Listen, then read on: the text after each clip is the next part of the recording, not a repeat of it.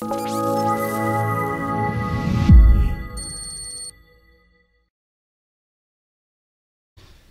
everyone, Paul from the Data Storytellers here. Today I'm with Steffen Lange, who's the Group Data and Analytics Officer at Sulzer. Great to have you with us. Hey Paul, great to meet you. Good morning for you, I guess. Yes, good morning for me, good afternoon for you. And obviously we've connected before, but for those who don't know you, can you just tell us about your professional background and your journey to becoming the CDAO for Sulzer? Sure, absolutely. So basically, in the last months, I actually started to introduce myself as the data cheerleader at Sulzer. And essentially, my whole professional career I've spent in the domain of data management and analytics. So initially, I studied business information technology, which is at the intersection between computer science and business management. And right after graduation, which is now, 15 years back, entered kind of the consulting environment as a BI consulting, focusing on data warehousing and reporting. And already during my studies, I got fascinated with the idea that you can steer the fate of an organization and large enterprises purely based on data and analytics and guide your decision making. And after spending the first 8 years of my career in consulting, I got a cold call from a headhunter. This is sometimes how it goes. And got aware of this interesting opportunity at Sulzer, which is an industrial engineering and manufacturing organization with close to 15,000 people around the globe. And basically started working at Sulzer as the team lead for business intelligence with a handful of people in the US and Netherlands and also footprint in Mumbai and India. And starting from there, basically acquired over the time additional responsibilities, establishing kind of BI competence center, but also then over time, in the past 7 years, embarked on new territories, for example, establishing industrial IoT solutions, advanced analytics solutions, customer facing, but also internally facing on, for example, shop floor operations. Acquired the responsibility for data governance and MDM, corporate performance management, and now it's basically, let's say, a well-rounded organization that is covering data and analytics end-to-end, from data governance throughout data insights and data management up to kind of our smart factory concepts, as well as IoT and advanced analytics solutions we have in the market. Mm. And you've been at Sulzer working with data for the better part of 7 years now. What made you fall in love with data analytics? What do you like most about your job? So a couple of things. First of all, I would consider myself rather, let's say, a rational and analytic person. So obviously, being able to get insights into our operations, into business opportunities, into how we can get closer to our customers and make them even more happy. That is in its own kind of providing a lot of motivation for myself. Then at Sulzer Group, we have multiple different business models that we're catering for. So ranging from highly engineered to order, so highly bespoke project-based products, up to variant configuration, standard products, and really kind of mass production, make to stock type of business models. So we basically looking at the data and providing analytical insights to our decision makers in all business units and group functions basically allows us to see really kind of to dissect the whole enterprise in all its varieties. And then I think we're having an impact on a lot of people's decision-making processes and by that even I would say lives, catering for more than 2,500 users on our analytics platforms, and therefore really having an impact on both kind of the top line as well as the bottom line. And last but not least, it requires also a lot of interaction with very interesting people from all levels and all geographies. So ranging from the C-suite to individual SMEs or knowledge workers. So we really get into the opportunity to speak to a lot of very skilled, highly knowledgeable, and really interesting people across the globe. One thing you said earlier that I really want to dive deep into is you said that you see yourself as a data cheerleader. What can you just delve a bit more into that? What you mean by that? Do you mean you see yourself as a data champion or a data evangelist? And how do you use that role to approach educating the wider organization? Interesting. So I think basically it starts with showing the art of the possible. Not always people are aware of the capabilities we have. Not always people are even aware of the solutions we already built, or of the opportunities that we could actually help them to reap over time, right? So showing what's possible, also showing, for example, transferring success stories that we have built together with stakeholders in other business units, and showing that to stakeholders in business units that are not yet using those capabilities. For example, I think it's usually a low-hanging fruit when it comes to, let's say, evangelizing on the art of the possible. Then I would say, secondly, it is about influencing behavior, because in the end, I think analytics, dashboards, reports, they're in the end just entertainment and not getting any business value out of the door if it doesn't change behavior. So always this chain of data into insights, into action, into value generation. I think that's the important bit that we sometimes maybe even in our profession tend to neglect, because this is where the human factor comes in. This is where we need to play a large role in change management, and first of all, adapting new technologies, new capabilities, but also altering behavior and change the way we arrive at decision, but then also how to actually implement then a behavioral change and leading to the desired outcomes. So with that in mind then, what do you think are the key challenges for data transformation leaders who are trying to influence wider behavior? So I think probably a couple of points here that jump to my mind right now. I would say one is not all organizations necessarily have mastered and understood even how they actually arrive at decisions, right? So I would say it's probably always a combination of the experience, the prior observations, the education, even the cultural background, the context in which decisions are being made by the individual. So what you could also maybe describe as gut feel, right?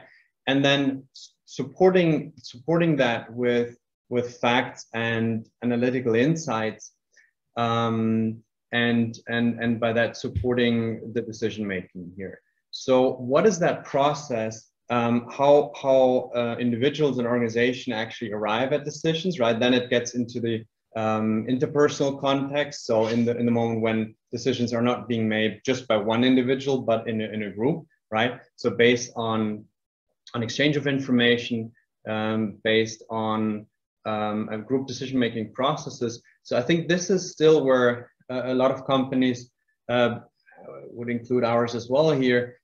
We have, maybe mastered how we extract relevant data sets, how we model data, how we model, analytical concepts, and how we communicate it to a certain extent. But I think how we then actually arrive at decisions and how we translate that into value and what best supports that decision-making process, which format, which time, and so on. That is, I think, still where we can improve a lot. The other aspect is potentially trust. So I think, and I would split that in two areas. So one is definitely, let's say, the the promises of the advancements in artificial intelligence and machine learning, right? Which significantly changes the way we are working. We're working together, but also how we interact and operate with, let's say, machines and things. And I think here one of the major challenges is that in order to adopt these technological advancements, you need to build a lot of trust. And that involves, once again, change management. That involves picking up people where they are in the different levels of adoption of AI. But it also, I would say, has a lot of ethical and moral aspects behind. Well, it's not just changing the work and how we interact with certain tools that help us to achieve business outcomes, but it increasingly also has an impact on, who gets which medical care, or who gets hired, who gets fired. And in the end, analytical models are still being created by humans. And I would say all humans have a cognitive bias, and how to iron out that bias, how to increase trust, and by that the adoption of every single consumer of AI. I would say it's probably one of the bigger challenges currently of the industry. And then last but not least, the other aspect of trust here is, I would say, the trust in the data itself. So data governance, in the sense of, do we have the right data in the right quality that is fit for purpose? Starts from descriptive analytics, but obviously gets even more important than in terms of AI and ML adoption. I think is as well as critical. And here I would say probably a lot of companies still have a lot of technical debt, right? Data sets that live somewhere in silos that are not necessarily captured in order to be properly analyzed, that they might be modeled at the source already in a way that it can be that it supports the process, but not necessarily that it's kind of efficient for analytics, AI, and ML. Yeah, and I love the way that you digressed trust into those different categories, because it really does help to contextualize it. And we will go back onto that, because trust is a huge problem. Well, not necessarily a problem; it's a huge challenge for a lot of people. And you've broken them down into really digestible chunks there, which again we'll go back to. Before we do, I just want to go back to what you said earlier about the gut feel side of things. So, what are some of the ways that you find are good to reconcile the need for understanding the decision-making process and aligning that with the gut feel of some senior business leaders? So I think it comes down to understanding where we can complement and supplement the gut feel, right? So what are potential cognitive blind spots that people have? What is information that is simply not available to them because they do not have primary access to it, right?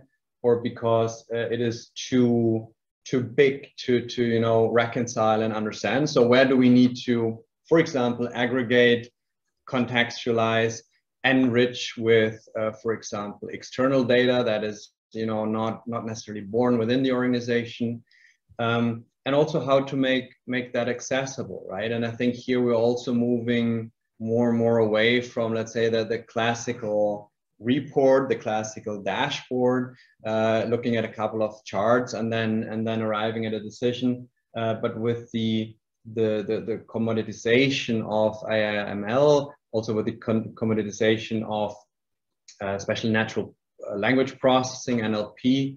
I think it will go more and more in the direction of that you actually directly interact with your analytical models and ask them plain English question and get answers back, or even get kind of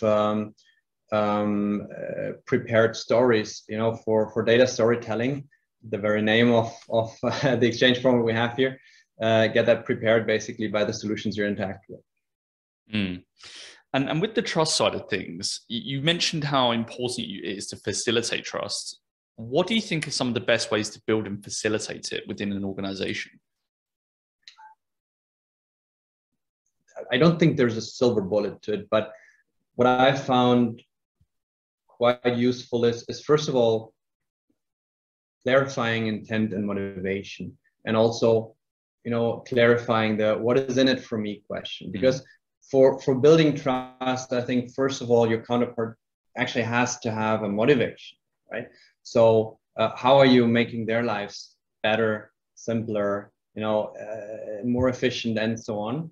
And then work, show and tell. So basically work with the actual knowledge workers, work with the business domain experts, get that street credibility, built into the analytical solutions that you're trying to build.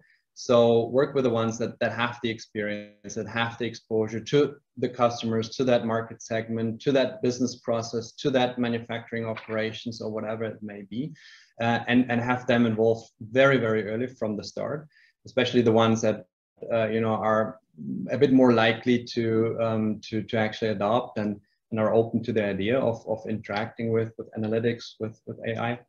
Have them picked up where they are, have their knowledge built in, have them tested and validated, and have them also try to rip it apart, right? Where does it not work? Where's the bias? Where's the blind spot?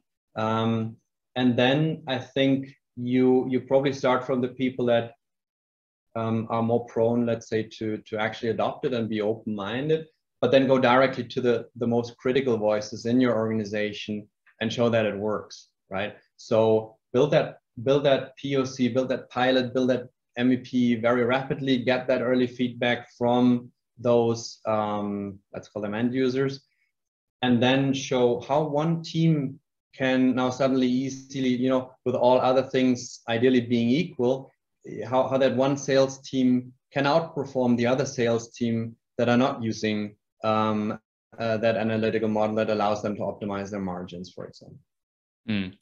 And can you give us an example of a time that you used this show and tell and street credit approach in order to gain results? So I think it's probably 4 to 5 years back when we started to establish an telemetry data-driven kind of industrial IoT solution that's also in the latest evolution stage, using machine learning techniques for anomaly prediction. So basically in a very conservative environment, oil and gas industry, taking data from their operations of their industrial equipment. In that case, it was and still is oil and gas midstream. So pipeline operations, for example, but also process critical pumps that are being applied, for example, at solar power plants. And here we changed the conversation from very early at the very start of, why are you talking to me about my data? I've been in this business for 25 years. Nobody ever asked me for my data.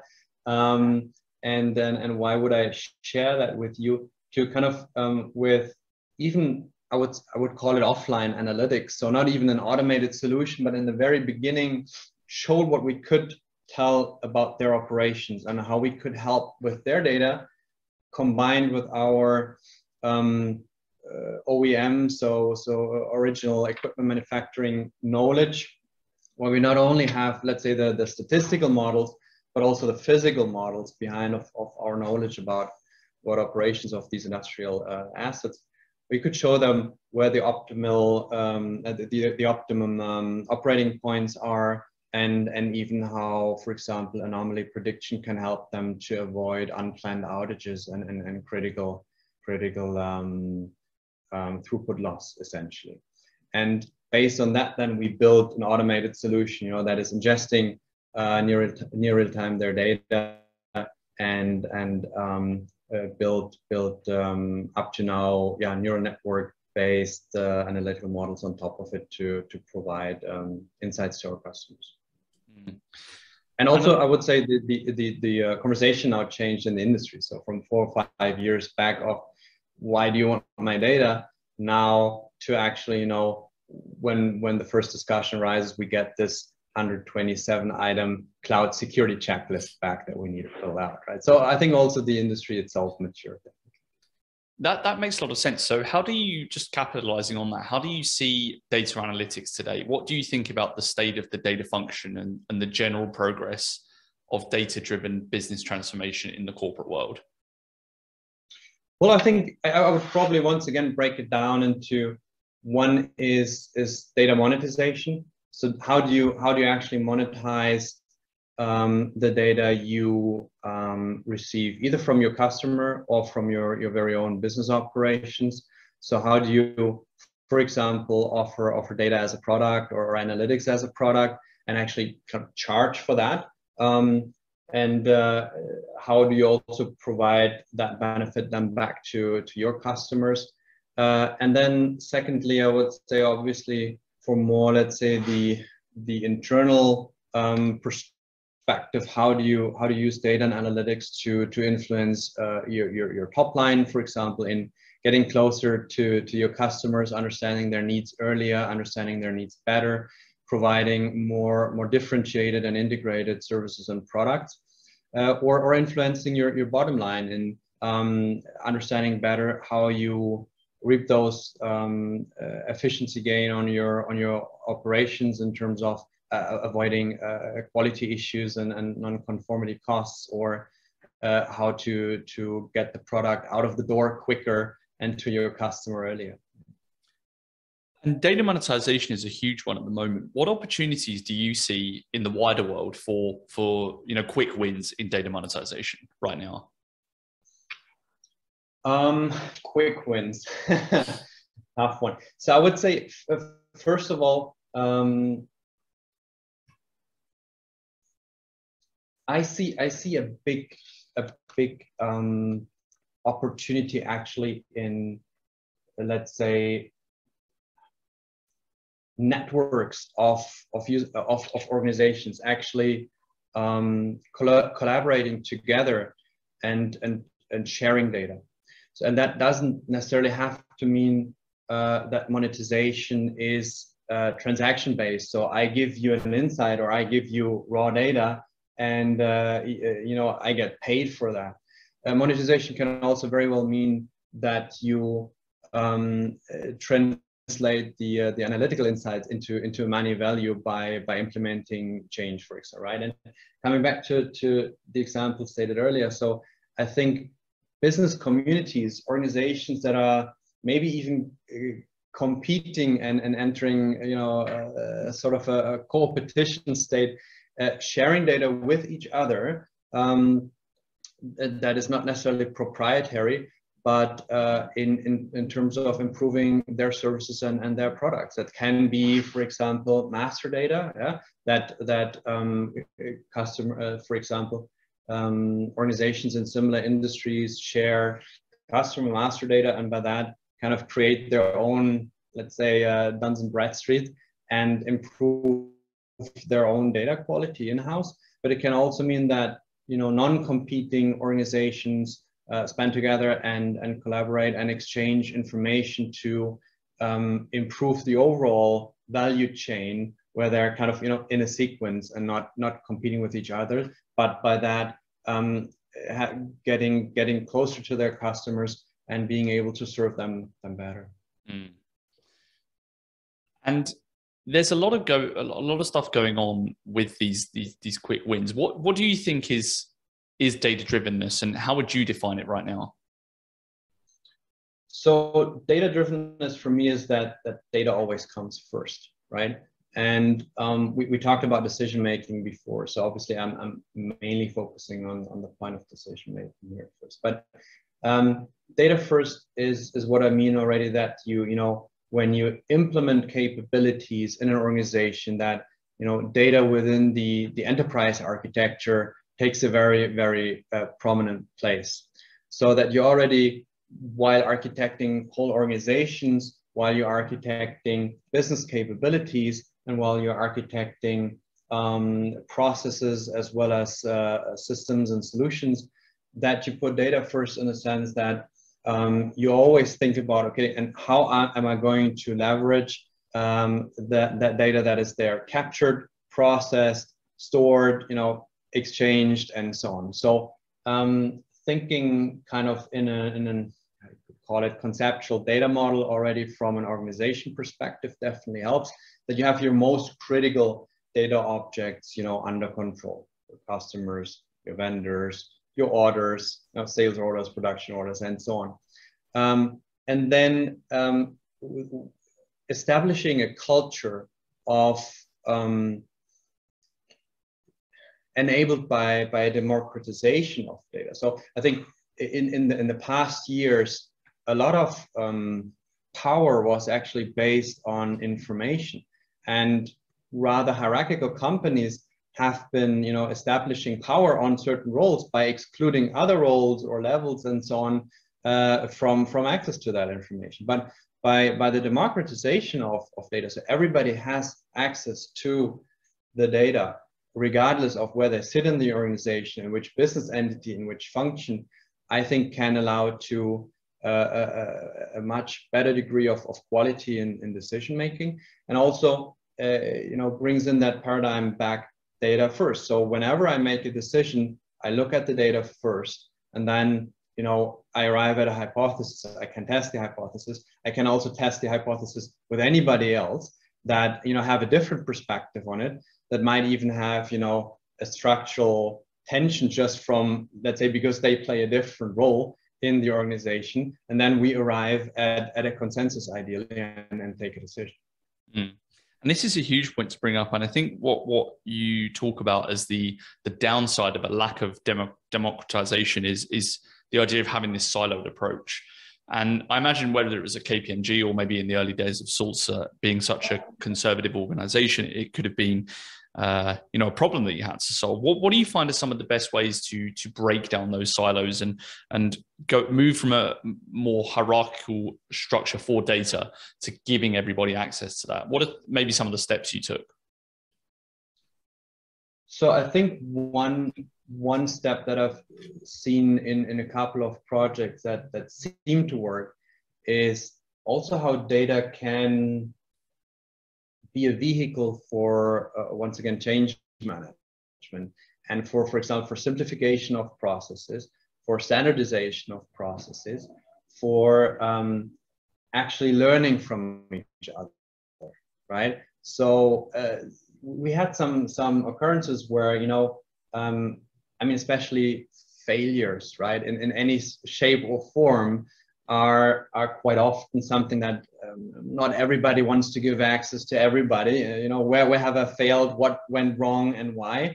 And I think showing here the value of actually exchanging, maybe in a moderated form. So we look at each other's data in a moderated process, in a call, in a meeting, and learn from each other, and only then thereafter kind of get access to also the data of the other entity, of the other manufacturing side, of the other function, can be a way of gradually easing into that thought, right? And then also making it more of a cultural habit that, yeah, of course I give access to my learnings, I give access to my failures and how I learn from them, and how we can transfer best practices, and how we can transfer success stories from one location to the other, from one side to the other, from one geography to the other, or even from one function to the other. And I think that is one way to approach it. And that's fantastic, because a lot of what we've discussed today kind of boils down to change management, culture change. And a huge part of that, obviously, are the leaders who are spearheading that. A good leader can do great things, and a bad leader can do not so great things. What do you think are the qualities of leaders who inspire that real change?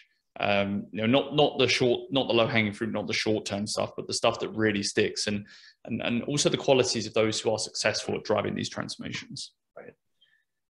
So I think they are probably quite unique in how they communicate and engage with their stakeholders. So first of all, I think usually they tend to be very good in, first of all, identifying who are their critical stakeholders and what role do they play, what motivation and interest do they have, what are their key priorities, what are the KPIs they're being measured on, what keeps them awake at night. And not only on pain points, but also kind of, what's the brand new innovative thing that, can change the game they're in. And getting sufficient airtime with them and communicating the value of kind of the transformational program they're leading. And then they're, slicing the elephant, showing value early, get early feedback, and then convince even the, let's say, more critical stakeholders. Then the second area is probably how they communicate and engage with their teams. So providing a compelling vision and always the big picture, probably making sure how everybody's contribution, individual contribution or team contribution is serving the overall kind of big picture, bringing interdisciplinary teams and functions together that complement each other's, strength, weakness profiles, and managing also those structural tensions very gracefully, right? So let's say built into the role of somebody working in cyber security, they might, pursue different ambitions, objectives, and goals than somebody working in product development or marketing. I think bringing those together and moderating the process of that they recognize what's their shared, what are their shared values or their common denominators, and how we can serve that through the change program or the transformation program is probably key. And then I think probably the data and analytics leaders that are most successful, I would say, while the whole field of data and analytics is appealing mostly, let's say, to the mind, to the heads, to the ratio, I guess they're very good and also appealing to the heads and the hands of people. So convincing what's the value for them, why should they change the way they work, they operate, they arrive at decisions, and by that sparking that change they're setting out to do. And yeah, I'm just looking at your background again. You've gone from that role within Sulzer of being a manager and actually living that experience of being, on both sides of the coin, so to speak, having the leadership you need to have, but also being the executioner, which I think is quite unique in your space. Can you delve into that a bit more? How these communication skills fed into your own experience, whether it was in the early days when you were maybe securing sponsorship, or in current days when you're actually trying to change the perspective of key stakeholders, or some maybe something I haven't mentioned.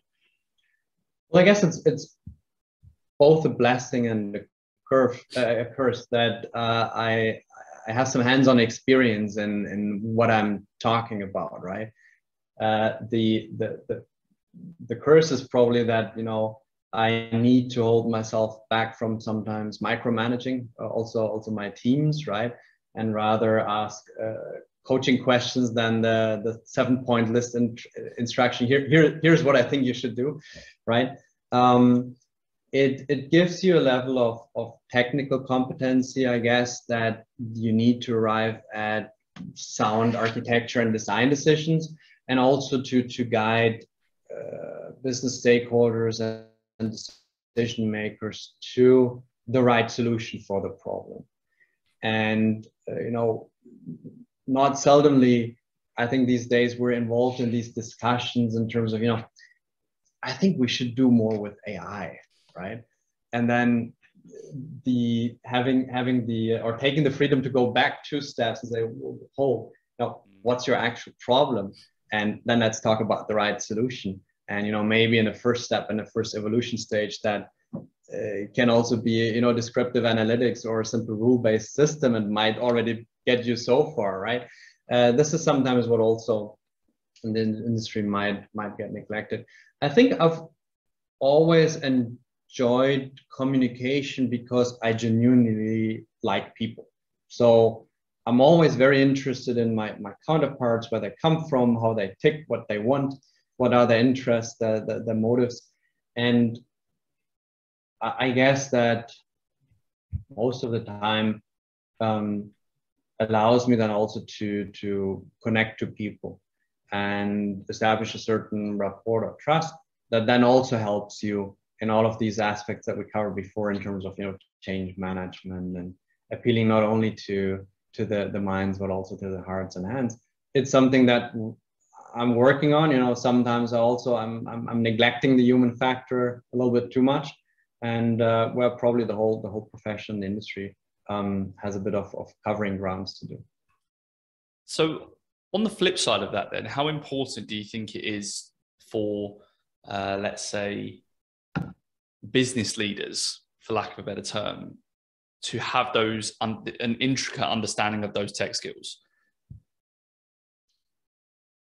Look, I think also the education industry has picked up here. So when we're looking back at the state of, you know, learning and development, what is it, 4, 5, 6 years back, you know, when you know, data scientist was labeled, you know, the sexiest job of the 21st century, and suddenly everybody embarked on the field of data and analytics. And, you know, even the guy that knew how to do a VLOOKUP in Excel called himself data scientist. Everything was very much focused on kind of the core skills of AI and especially ML engineering, which was rather tuned to, you know, almost to do ML research. And I think you don't necessarily need to understand fully how a microwave works and be able to engineer one yourself from scratch in order to use it. And I think this is where now also the learning and development industry arrived at and actually provides to business leaders, so not necessarily data and analytics leaders and experts, but business leaders, the fundamentals of you know, data literacy, let's call it like this. So the ability to kind of you know, read, write, and communicate in data. And I think what are critical skills? So coming back to data literacy, so understanding how to best communicate with data, you know, the do's and don'ts of data visualization, the do's and don'ts of data storytelling, I believe are very critical skills. Then understanding the basics of, you know, AI ML, so that at least I don't look confused when I hear the term confusion matrix, or that I know, you know, that maybe just the basics of, you know, what can do k-nearest neighbors for me, that I'm aware of certain techniques, that I can also imagine what I can do with it. But honestly, I don't think you need to be able to understand now, let's say, the ins and outs of these algorithms or models to imagine and dream big. For that, you basically just need to sit back and think, okay, if ML didn't exist and I just had a couple of people sitting somewhere that would do that job for me, what kind of questions would I ask them? What kind of tasks would I give them? And what are my biggest pain points, or what are my biggest opportunities that I can pursue?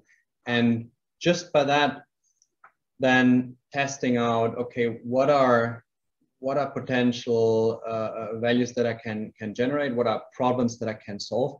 And then working your ways on, okay, with the relevant experts, engage with them and see, okay, what can you do for me to solve that problem? And that can be, you know, partnering with startups, that can be in larger organizations, talk to your kind of in-house data and analytics function, or with your technology partners. But you need to have a certain level of, let's say, proficiency to communicate at least in the same language, right? And to be also able to separate the bullshit from the real value generation. Yeah, and I think a lot of that ties into asking those good questions as well. And it sounds like you're pretty intentional and rigorous with things like setting clear priorities, building strategic plans, and following tactical roadmaps, as opposed to just living in the pie in the sky approach. Do you have an actual system in place that to help you in the team with accurate and prompt execution? So we're not perfect. We're also not ideal. We I would say we've undergone a change process in the last 2-3 years, where we try to work our way from a very centralized group based service provider to our 120 businesses all over the globe and our 12 business units, to a more kind of forward deployed embedded service function. So one of the ways we've changed a bit the delivery model is that we have people in the data insights team that work more directly embedded with specific business units to, first of all, to better understand, their processes, their markets, their customers, and their pain points, to be able to serve them better. And then at the same time, we also tackled it from a bit more, you could call it framework kind of approach, to partner with our business leadership teams to understand their priorities and understanding how they actually steer the business outcomes of their business units, and what kind of information they need at which time and which granularity and so on, and what decisions they take and what actions they trigger. So basically, who you're going to call then in order to get that action implemented, and understanding what the decision-making process behind. We also started to have more and more, let's say, top-down priorities in place, because what we realized that is a lot of solutions that we built in the past years, they're a bit more bottom-up and not necessarily always coupled very tightly with the highest lever in terms of value generation that there is. So it's now much more of a combination of talking to the critical business stakeholders in the organization to define kind of the top priorities and focus areas of the data and analytics roadmaps top down, but at the same time still have people with their ears on the ground, on the street, and working with the business teams to actually generate those analytical insights. And then I think another area, probably accelerated and fueled also by the COVID and pandemic situation of the past 2 years, is a much higher degree of adoption of self-service analytics. So we're actually more and more decoupling the delivery model from kind of central teams and empowering our businesses around the globe by making curated and governed data models available to them, and then with the right tools and the right training and also the right support and security models and so on behind, to generate their own insights, and to that they don't for a single dashboard need to call IT, basically, right? That's the idea.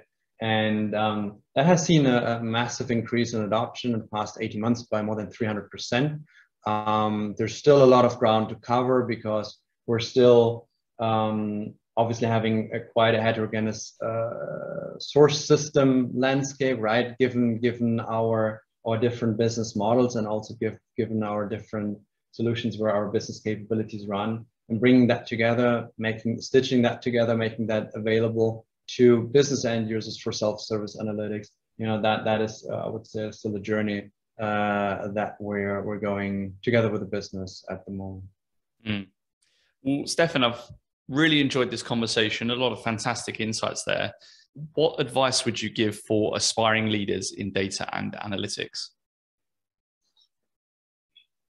Understand the game you want to be in. Understand what skill sets are required there. So, for example, what's the industry you want to be working in? What's the company you want to work for? Do they rather play on a greater role on data defense or data offense? Seek assignments, seek projects, seek challenges that allow you to develop and nurture skills required in these areas. I think you need a sound technology architecture and design understanding, but don't neglect the need for people skills and also business domain acumen to really gain that trust and kind of the street credibility with your business stakeholders. Then build a network of trusted relationships inside and outside of the organization that can help you to provide input, can help you to contextualize, the challenges you are in, and can help you to advance in your career. Get a mentor or a coach that also, can provide you this outside-in perspective on what currently stands between you and that goal you have.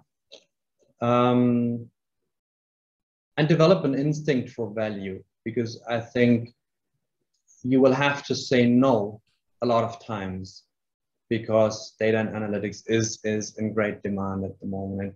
Maybe you need to say no to 9 out of 10 projects to really be able to focus on the one that will generate the biggest value and that will be the game changer. Mm. Well, Steffen, as I said, great conversation. Lots of really great insights there. Thanks for coming on the show, and we hope to have you on again soon. Thanks a lot, Paul. Have a great day ahead.